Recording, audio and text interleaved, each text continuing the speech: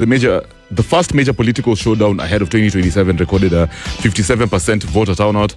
Although the day was overshadowed by violence and attacks on journalists, IBC says it will now conduct a post-election review to strengthen preparations for the 2027 general elections. Now, I want to give you a list of a rundown of the biggest winners and the biggest losers. Yeah, and then let's try and make sense. So, to me, obviously, the biggest winner has to be Rigathi Gachagua. Yeah, he has proven time and again. DCP has proven that it can convert support into voters. Or should I say votes? Sorry, votes.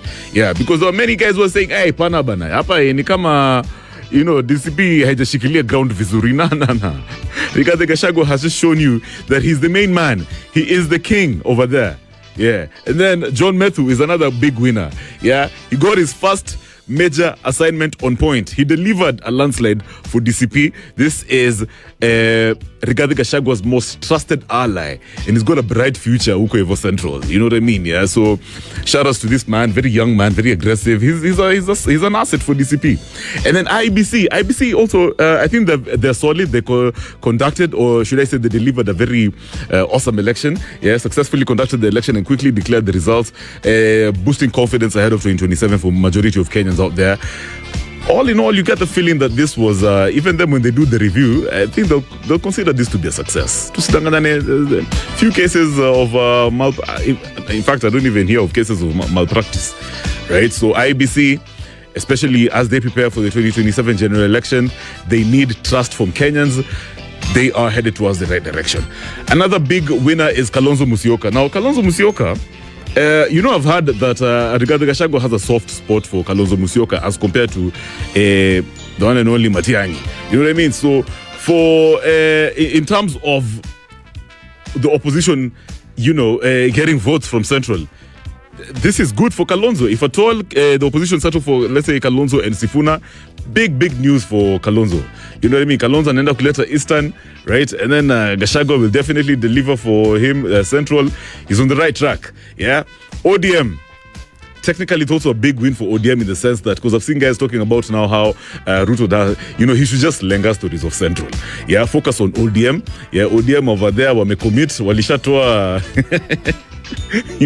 I'm not going to say that joke. Yeah. So anyway, so so the people who are saying pretty much right now, Kindiki has little to offer the president. You get, and because of that, ODM should probably fund someone like Gladys Wanga or somebody else, to be the president's deputy. Now, the biggest losers, according to me, of course, the president and UDA. This is very symbolic moving forward. Guys are going to be like, so it's possible. Yeah, so we have power in numbers. The president was very keen on you guys, bro. Do you know the amount of resources, that were taken to Ol Kalou? You guys, it's crazy. I was going to say we've never seen anything like that. Yeah, but I think we haven't, especially for a by-election. Ridiculous. Millions were spent over there. Like, you guys were focused. Yeah, Unakula, but unavote the other side. I love it. I love that narrative. You get, our politics is maturing. And then Fred Matiang'i is another big loser banner, bro. Yeah, Jubilee's poor performance in this by-election is you guys should scare Kina Matiang'i and guys. Yeah, especially Jeremiah Kioni.